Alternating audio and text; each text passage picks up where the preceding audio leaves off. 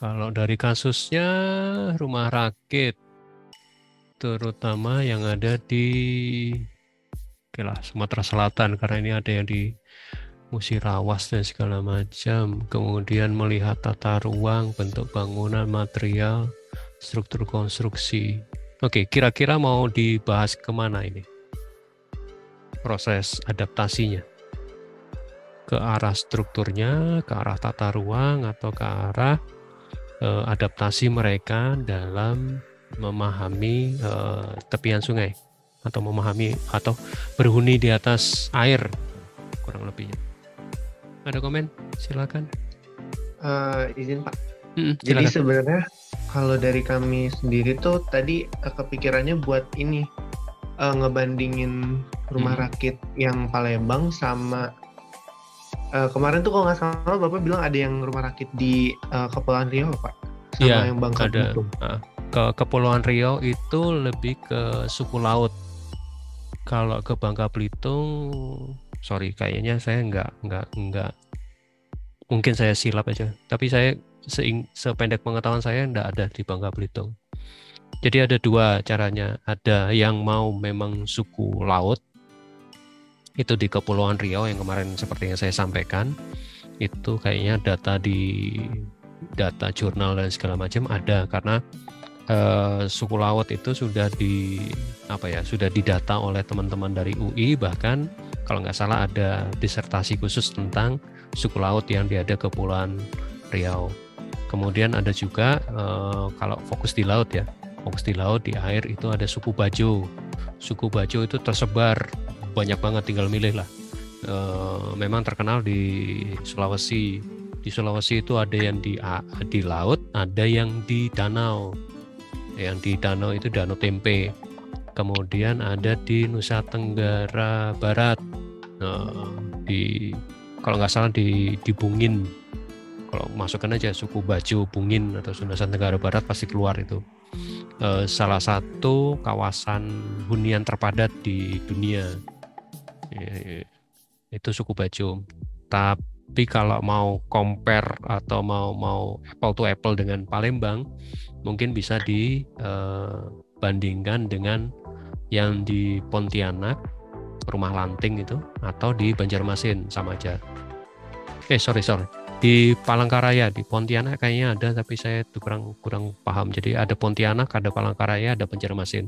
Pokoknya yang di Kalimantan itu struktur kotanya mirip dengan Palembang. Kemudian juga ada rumah rakit juga. Mereka istilahnya atau penyebutannya rumah lanting gitu. Nanti mau melihat apanya? Tata ruangnya atau bentuk bangunan atau ya materialnya? Kayaknya dari ketiga itunya deh Pak, tatanan ruang, bentuk bangunan sama material. Mau di compare semua. Sip.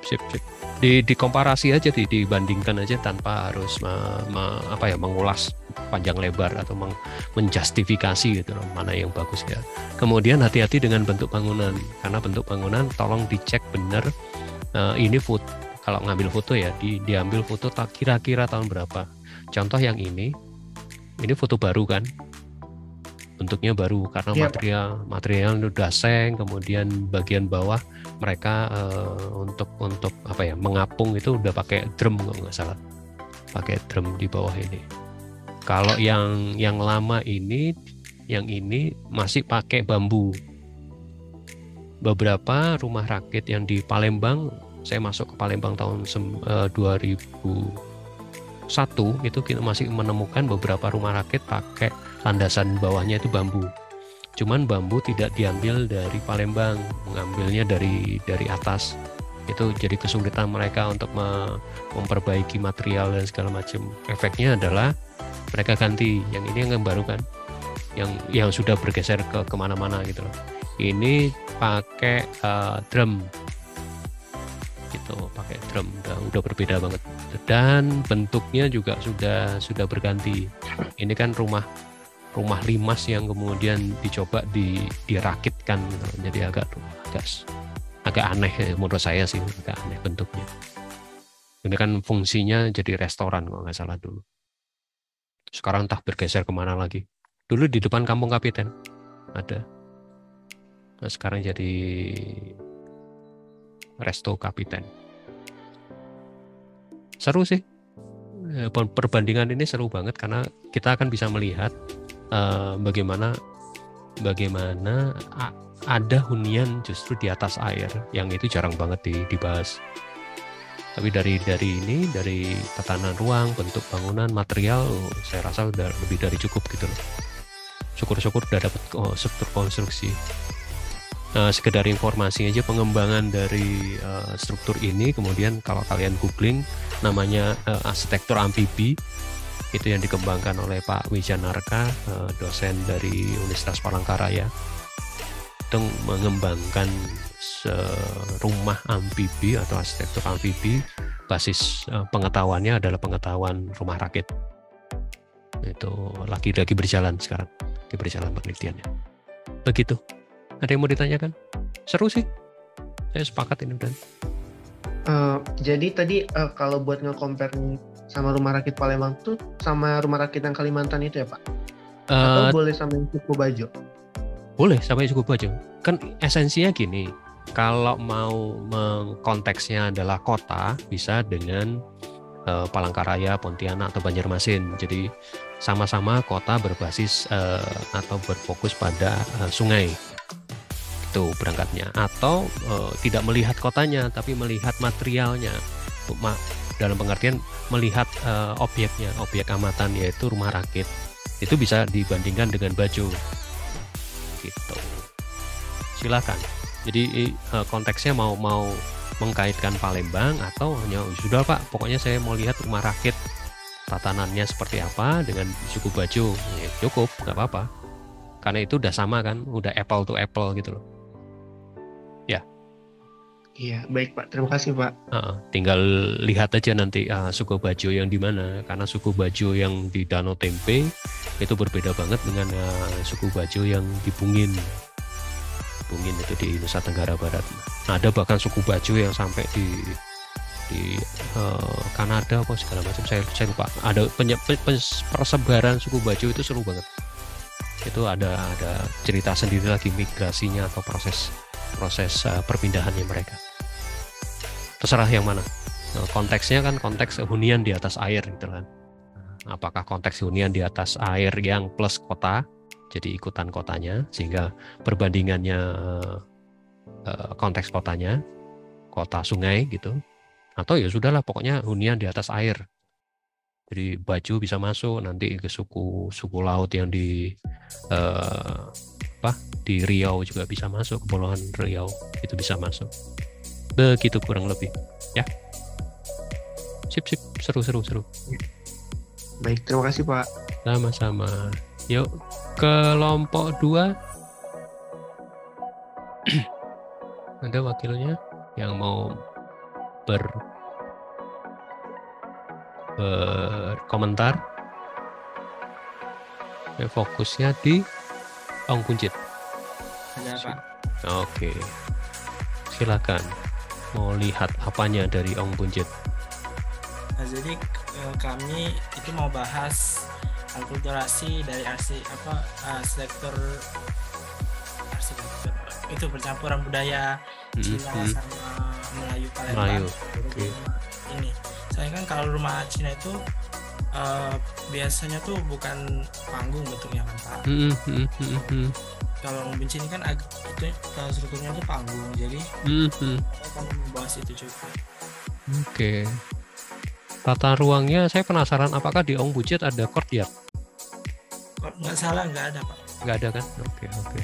Jadi itu salah satu apa ya, transformasinya ya dari courtyard ini. Kemudian ya kemarin sempat saya tanya kan, Ong Buncit itu asalnya dari Cina, Tiongkok daratan atau pesisir? Sukunya dari sukunya? Nah itu belum. Oke. Kemungkinan dari Cina yang dari selatan, yang Yunan itu Pak. Soalnya dari Yunan, oke. Kemungkinan ya Mas Ian. Iya, Indonesia itu ada kaitannya sama Yunan katanya. Nanti dicek gini, ngeceknya adalah farmnya mereka mana, farmnya mereka itu siapa gitu loh. Dari situ bisa ditelusur. gitu, apakah Yunan apa itu. Kebanyakan dari Yunan, cuman kan kita tidak bisa menjustifikasi langsung. Sempat ke sana kan? Iya. Kalau nggak salah di sana itu ada buku kecil sejarah pendek gitulah. Kemarin di YouTube saya juga lihat ada beberapa komunitas bikin video pendek tentang Ong Buncit. Kenapa saya perlu mempertanyakan itu, karena ini ya, kayak ilustrasi tipe atap ini juga hati-hati ya, ini tipe atap yang Tiongkok sebelah mana gitu loh, itu yang perlu dicek ulang lagi. Kemudian yang ini nanti saya coba carikan deh literatur yang ini, kalau bisa jangan WordPress soalnya, kalau bisa jurnal, karena WordPress itu cenderung kekuatan itunya, kekuatan ilmiahnya agak kurang begitu kuat gitu, karena WordPress itu lebih kepada opini pribadi, kayak catatan pendek itu pakai WordPress gitu. Tapi kalau sudah jurnal udah terkurasi, terverifikasi secara ilmiah. Tatanan. Jadi mau melihatnya apa? Tatanan ruang, bentuk, dua itu, Vin. Ya. Iya. Sebenarnya masih bingung apa pembahasan utamanya. Dikumpulkan datanya aja dulu. Karena dari kayak gini kalian sudah mencoba membuat tata ruang, ini ya cukup seru sih. Kemudian kalau saran saya mungkin jangan main ke struktur ya, karena strukturnya agak gelap, tanda kutip ya, agak gelap, karena kita tidak tahu apakah di bawah dia panggung atau sebenarnya basisnya adalah rumah rakit. Karena itu masih perdebatan ya. Mending apa yang terlihat aja. Contoh strukturnya ini lebih mirip kemana.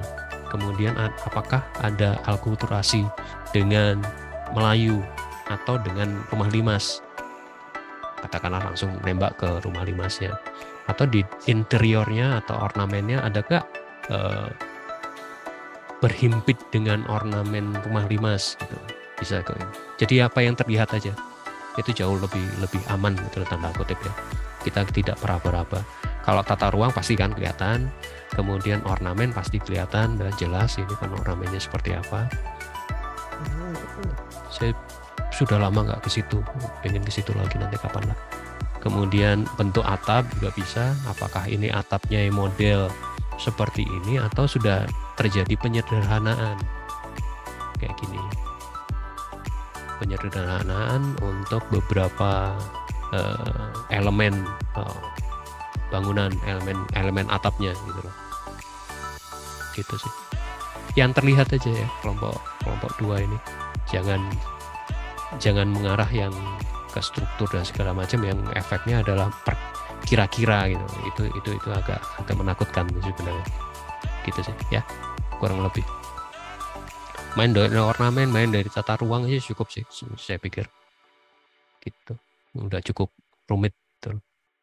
Kemudian ini kan tata ruang rumah limas juga bisa langsung dibandingkan dengan Ong Buncit itu. Seberapa banyak dan segala macam, apakah ada alkulturasinya. Oke, seru-seru. Ada yang ditanyakan dari kelompok 2? Mungkin belum ada. Oke, sip. Kita lanjut ke kelompok 3. Ini kelompoknya Nabila, double Nabila, Silva, Natasha, Miranda. Surprise karena hampir selesai udah. Halo, kelompok 3. Iya, Pak. Iya. Ada kesulitan apa? Sulit mencari data fotonya aja sih, Pak, untuk dokumen pendukung. Oke. Ya difoto aja, foto asli aja. Atau nanti saya coba cari deh. Kalau Museum Mahmud Badarudin itu nanti saya share ke WA group, ada beberapa website yang bisa ngobrak-ngabrik foto-foto zaman Hindia Belanda. Gitu.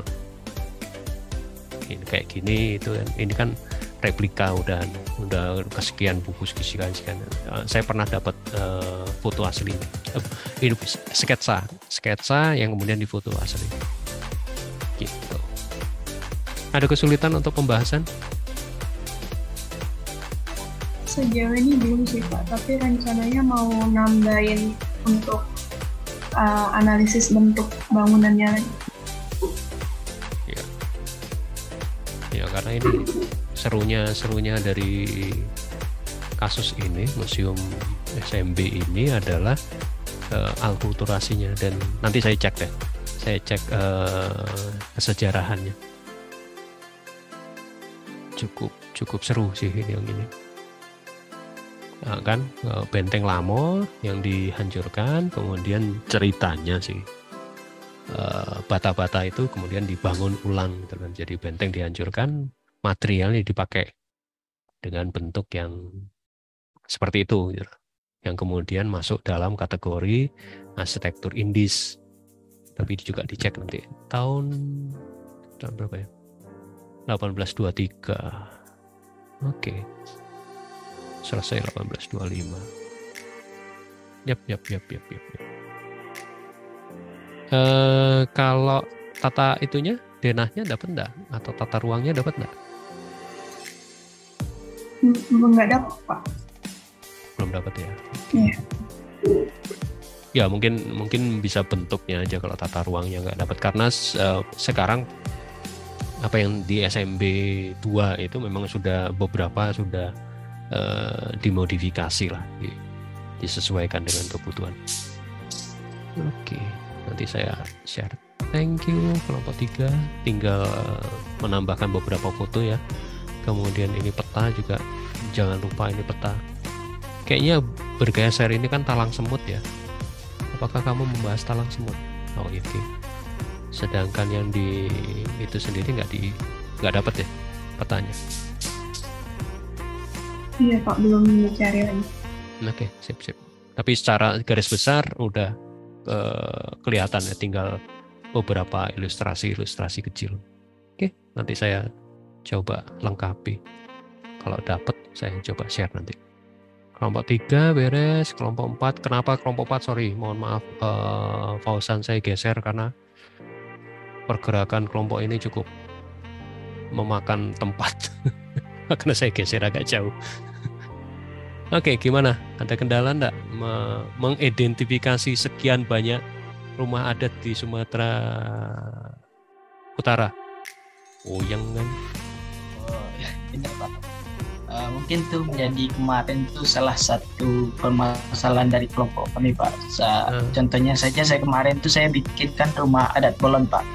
Nah dari rumah adat Bolon tuh masih ada pembagiannya Pak. Rumah adat Bolon buat itu banyak macam Pak. Jadi itu kemarin tuh kami sepakat.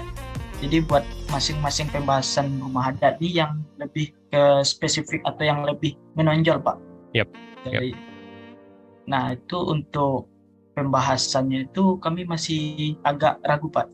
Nah, cuman kami kemarin tuh udah berusaha mengumpulkan sebanyak mungkin informasi yang bisa kami dapatkan berupa itu migrasinya itu bentuk struktur arsitektur hingga ke bentuk detail-detail bangunannya Pak.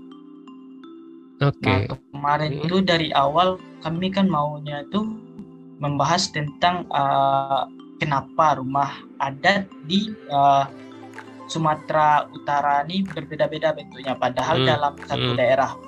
Nah itu kami mengaitkannya itu masih kayak ragu Pak, mulainya itu dari mana?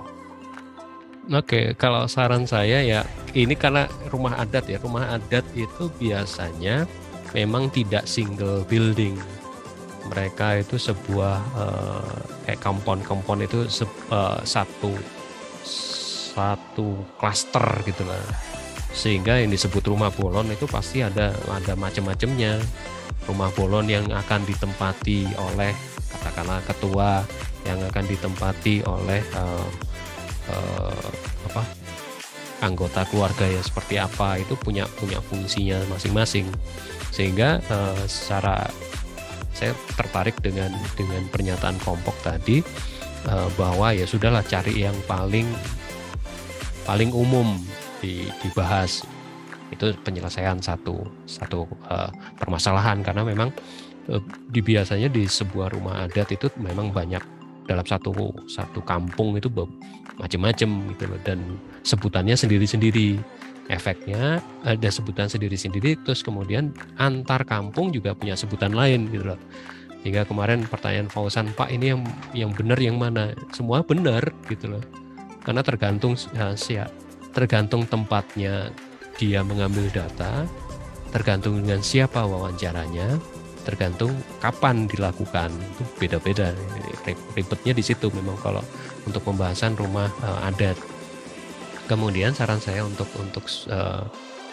kelompok ini, jangan terlalu dipusingkan dengan migrasi dulu, jangan terlalu dipusingkan dengan kenapa banyak macamnya, itu kan goalnya ke arah sana. Cukup kalian mengamati jenisnya seperti apa, bentuk arsitekturalnya seperti apa. Artinya bentuk itu yang apa yang terlihat ya, atap, kemudian struktur atas, struktur tengah, badan dan kakinya seperti apa, kemudian tata ruang. Nah, dari situ, dari data yang sudah kalian dapatkan, kemudian cari peta Sumatera Utara seperti apa. Kemudian masing-masing bahasan ini ditempelkan, diletakkan pada posisinya. Jadi kayak rumah Bolon ini, posisi yang diamati itu di bagian mana dari Sumatera Utara? Atau rumah apa ini? Rumah adat Karo yang diamati ini, Karo yang sebelah mana? Taruh aja di peta itu. Mandailing juga adat Nias ya, nah Papak seperti apa. Nah, dari setelah meletakkan semuanya seperti itu, nanti kan terlihat ada kesamaan apa. Satu mungkin ya kira-kira mungkin sama-sama berada di perbukitan atau di pegunungan.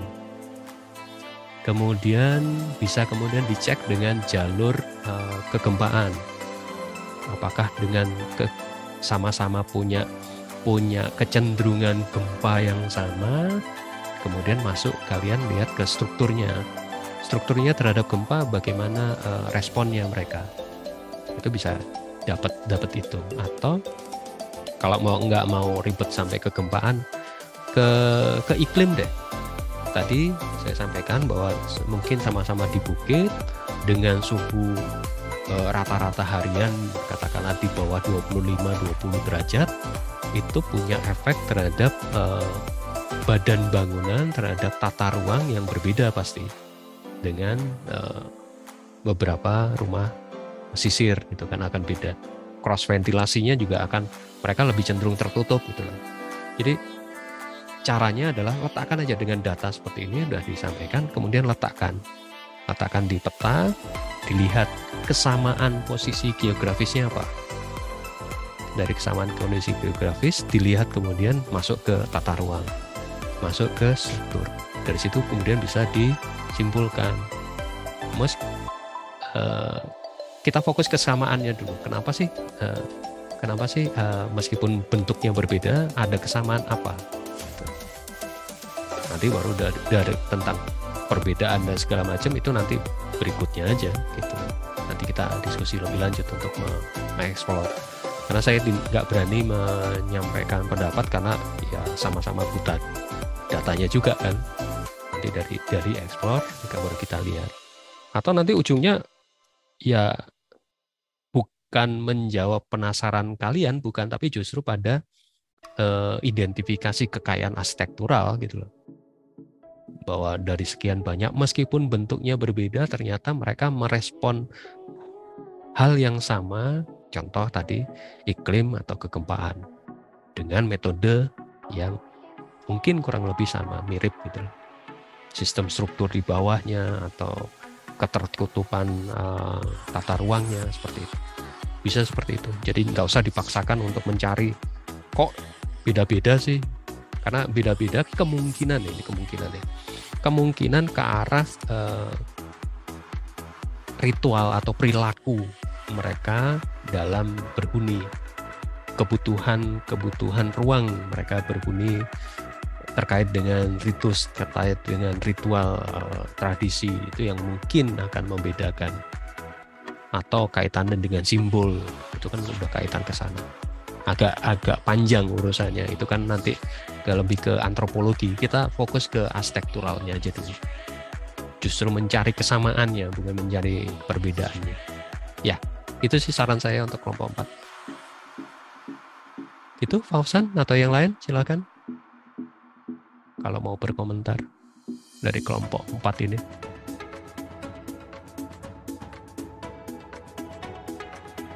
Ada komentar?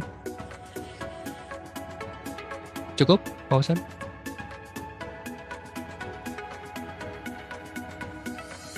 Halo, suara saya? Halo, Oke. Sinyal saya tadi. Oh, oke. Ya, kira-kira kurang lebih seperti itu. Silakan. Gimana? Ya benar Pak. Sebelumnya kami mengucapkan terima kasih juga.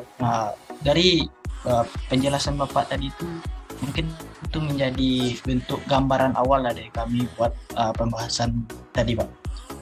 Mungkin itu yang Bapak kayak menempel tadi itu Pak. Itu tuh lebih ke nanti ke bab pembahasan kami ya. Iya. Kan menjadi pembahasan, dan terus nanti kayak hubungan respon dari masyarakat terhadap iklim tadi itu atau keadaan lingkungan itu akan menjadi bab kesimpulan dari kami. Ya, nanti dalam prosesnya kita kan nanti minggu depan juga kembali lagi asistensi lagi aja gitu modelnya. Progresnya sampai mana, terus nanti kita coba bahas pelan-pelan. Ya.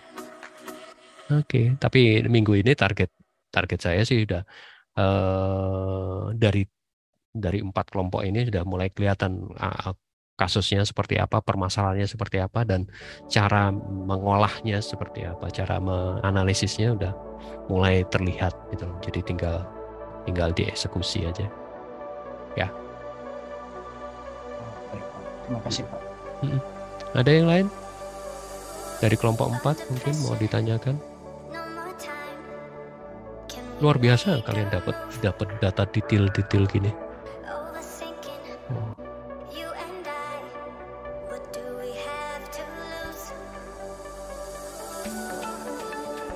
Cukup telaten kalian bongkar data di internet. Cukup rumit mendapatkan data ini. Iya benar Pak. Soalnya kemarin tuh buat untuk satu rumah aja tuh kemarin mungkin lebih dari 10 jurnal telah baca Pak. Memang. Dan kebingungan kan? Iya, sampai ujung-ujungnya saya nanya sama Bapak. Ini kayak definisinya beda-beda Pak. Jadi yang mau diambil tuh yang mana? Itu karena hati-hati benar. Itu kenapa juga nanti ketika meletakkan bangunan di peta itu juga tolong didetail banget, ini rumah yang mana.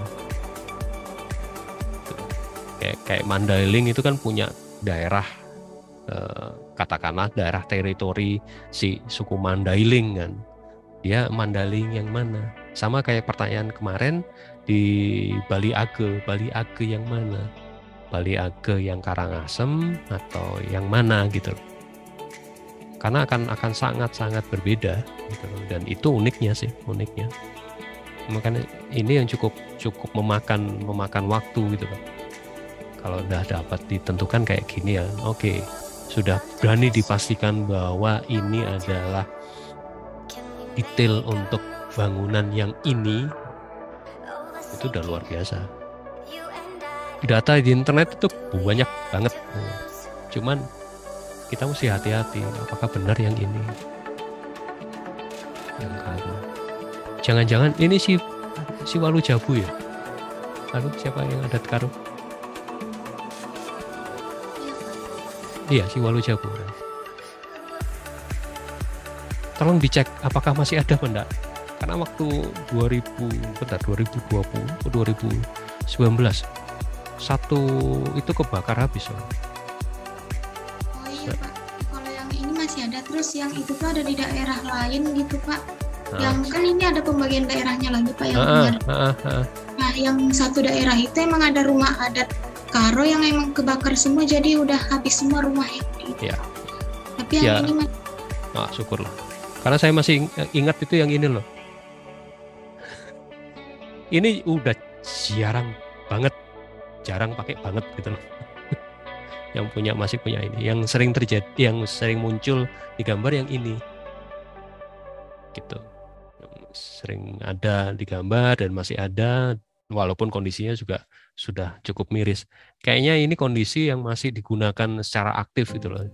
Karena ada beberapa tempat di Siwalu Jabu yang ya tinggal ritu ketika ada perayaan tertentu baru dipakai. Termasuk yang kebakar itu. Kalau nggak salah lagi direkonstruksi ulang gitu, oleh rumah asuh Yori Antar dan segala macam Siwalu Jabu. Begitu. Keren, kalian dapat data-data yang kayak gini yang keren. Thank you. Oke, ada lagi kelompok 4 mau ditanyakan? Sip, dari sini kalian udah gini, efek samping dari penelusuran ini sebenarnya kalian sudah mulai bisa mengeksplor data-data ini untuk digunakan di studio kalian. Kalau saran saya sih itu. Jadi membongkar sekian banyak jurnal itu nggak sia-sia gitu maksud saya. Nanti kalau ada tanya, lo kok bisa ini, gimana sambungannya segala macam, tinggal tunjukkan Pak ini datanya seperti ini. Kalau udah ada datanya itu kan nggak bisa komen lebih lanjut. Begitu. Oke, kita lanjut ke kelompok 5 Bali. Oke, ini yang siapa Bali? Hanifa, Saitun, Dwi, Trianto, Marhen, Albert, Bed. Ada nggak Albert? Atau kelompok yang lain? Anggota kelompok yang lain? Ada kesulitan? Trianto? Ini ada Hanifa juga. Saran saya hati-hati dengan ini, kembali lagi. Bentuk ini hanya ada di Bali Utara dan Selatan. Di Bali Age konsepnya nggak gini. Ya, hati-hati dengan kelompok ini. Bali Age punya konsep nama sanganya itu berbeda. Konsep triangga atau kemudian jadi 9 petak atau nawasanga itu berbeda banget dengan yang ini. Yang ini itu untuk Bali Utara dan Bali Selatan.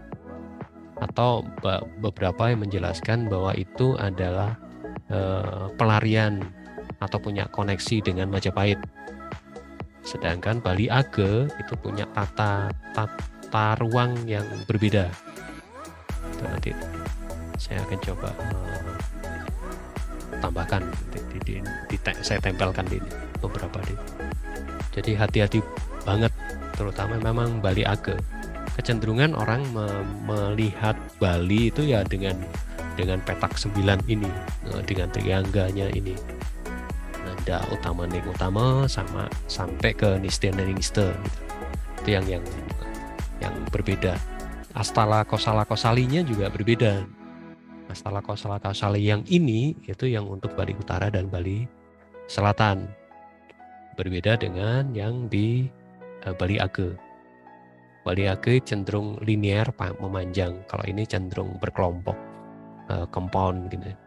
Kalau Bali Age itu hampir mirip apa yang terjadi di Flores, di Nusa Tenggara. Jadi modelnya linear, bergaris gitu.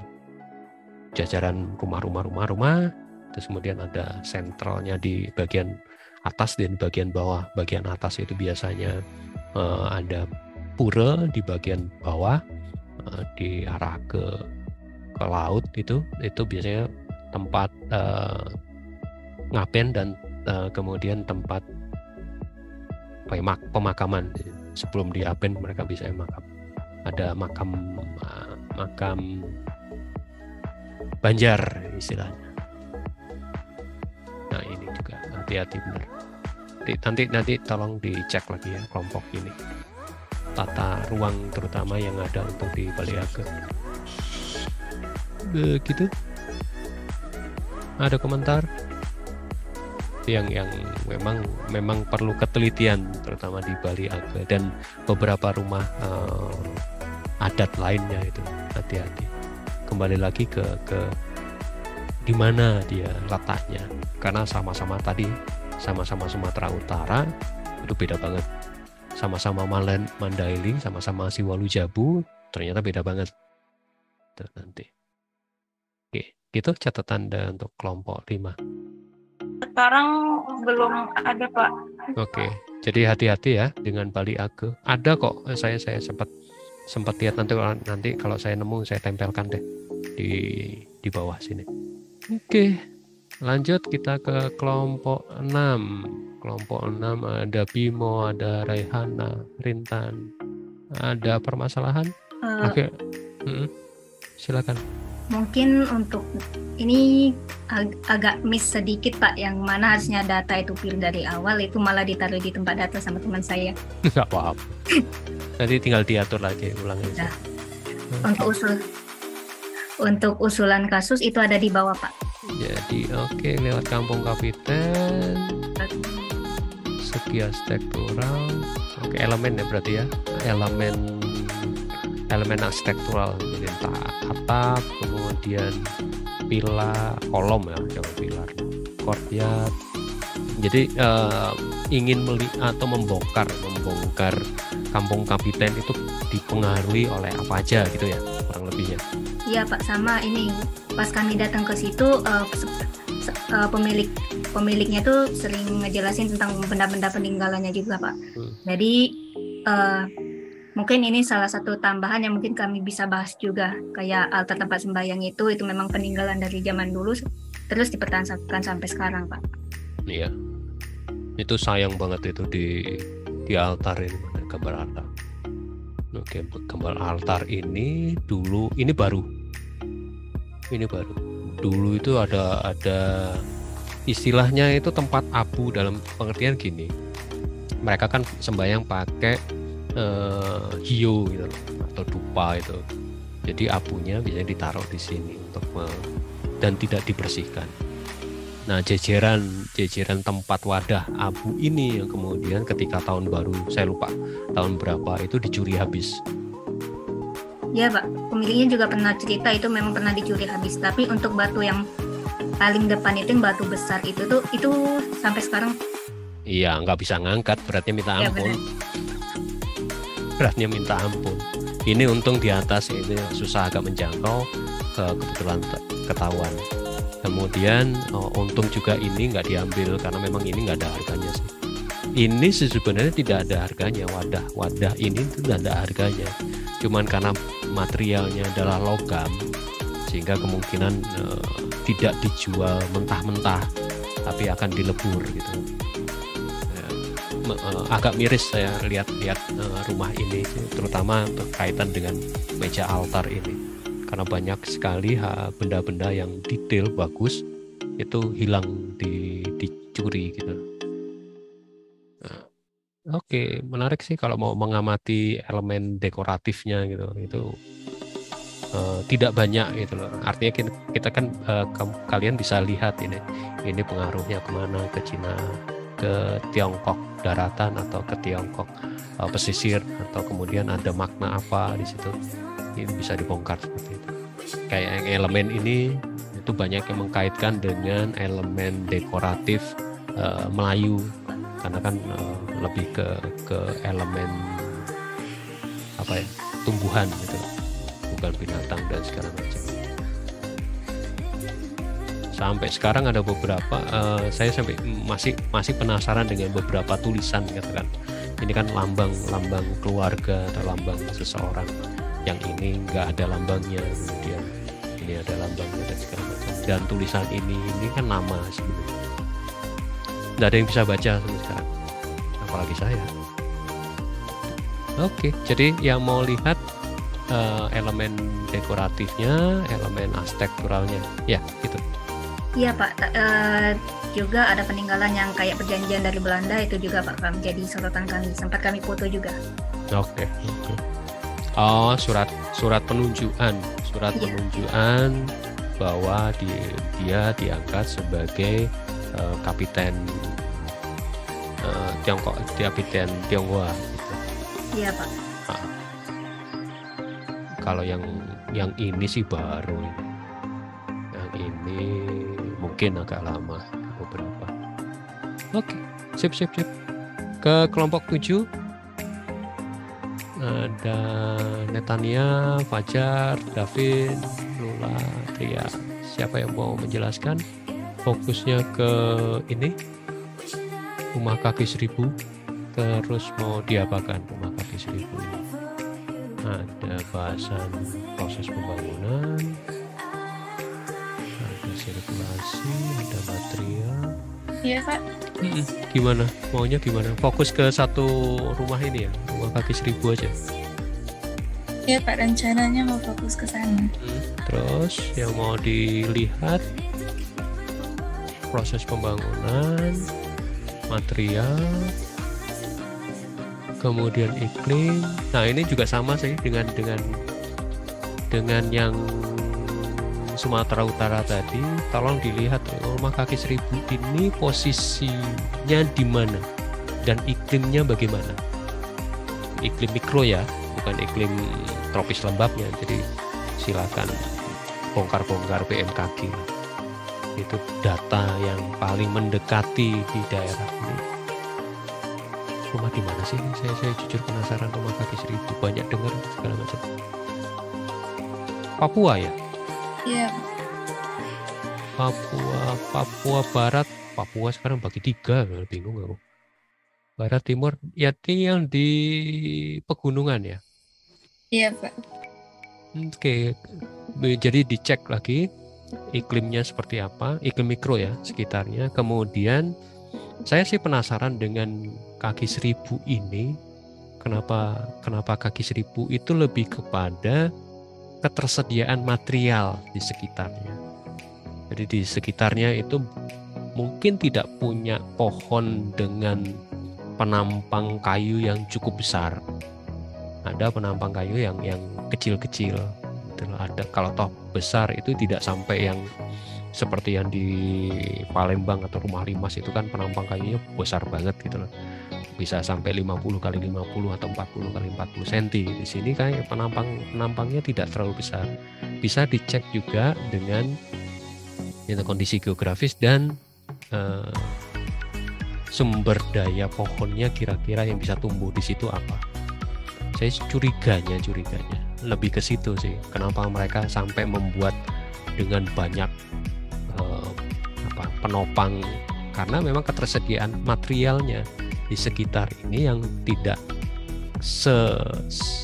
tidak sebesar katakanlah yang di Kalimantan atau yang di Jawa atau yang di bahkan di Nias. Di Nias itu kan kolomnya gila banget, kolom kayunya besar banget. Nah itu yang membuat punya efek terhadap pemilihan sistem strukturnya. Artinya kenapa mereka memilih kemudian dengan kondisi banyak seperti ini. Jadi jenis kayunya jenis kayu yang apa, dan jenis kayu itu punya penampang maksimal kira-kira berapa. Ini pakai perkiraan saya sekitar 10 cm, 10-15 cm lah. Nggak terlalu besar gitu loh. Dan itu yang membuat sistemnya seperti ini, kaki 1000 dan cukup padat gitu. Jalinan penampang untuk struktur bangunannya gitu. Ini kan rapat banget. Karena kecil-kecil dan cenderung lebih lentur dan segala macam. Saya sih penasaran itu. Kemudian masih sistem ikat ya mereka. Oke, kita lihat dari penampangnya sih sistem ikat. Nah, oke. Itu sih lebih kepada ketersediaan materialnya, pohonnya mempunyai penampang yang tidak terlalu besar, kemudian kemungkinan ada rotan juga. Kalau lihat penampang seperti ini itu kayaknya diikat dengan rotan atau dengan material organik yang lain yang bukan kawat pasti. Ini yang saya menengarainya seperti itu. Kemungkinan tidak memungkinkan katakanlah kayu jati atau kayu yang punya penampang yang besar tumbuh di daerah tersebut, sehingga adaptasinya tidak hanya iklim, tidak hanya kegempaan, tapi yang di sini bisa fokus ke ya iklim ya salah satu, makanya modelnya seperti ini, tapi juga memanfaatkan material yang ada di sekitarnya. Dengan material yang seperti itu maka mereka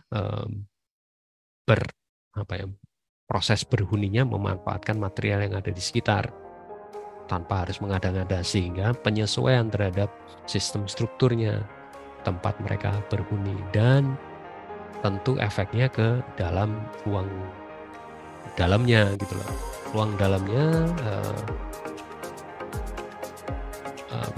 jumlah kolom atau segala macam, atau ruang-ruangnya tidak sebesar katakanlah rumah Minang gitu loh, yang punya bebas kolomnya itu cukup luas, atau di rumah Nias yang bebas kolomnya cukup jauh gitu loh. Di sini sepertinya ruang-ruangnya ruang-ruang yang kecil, karena memang tidak memungkinkan untuk menggunakan atau menghasilkan sebuah ruang yang besar dengan material yang ya seperti ini gitu sih. Jadi efek transformasinya seperti itu, proses berhuninya seperti itu, memanfaatkan material yang ada di sekitar. Nah kayak gini bisa dicek Synggysium sp ini dan segala macam, itu penampangnya maksimal berapa sih? Ada bambu, oke, ada bambunya tentu beda. Bambu yang ada di Jawa Barat itu pasti beda dengan yang ada di Papua. Bahkan sedikit cerita, bambu yang ada di Jawa Barat, Jawa Tengah dan Jawa Timur itu sudah beda banget tingkat jenis bambunya ya. Efeknya pada bangunannya atau di huniannya. Kayaknya Gigantok, saya nggak tahu apakah ini termasuk bambu petung segala macam, karena ada kata giganti. Gigan itu bambu besar kan, sebesar apa gitu kan, jenisnya macam-macam, perlu dicek lagi. Nah kegempaan kayaknya tolong dicek apakah itu lewat jalur gempa apa enggak di daerah tersebut, karena saya lebih berpikir sih ini karena penyesuaian material sih.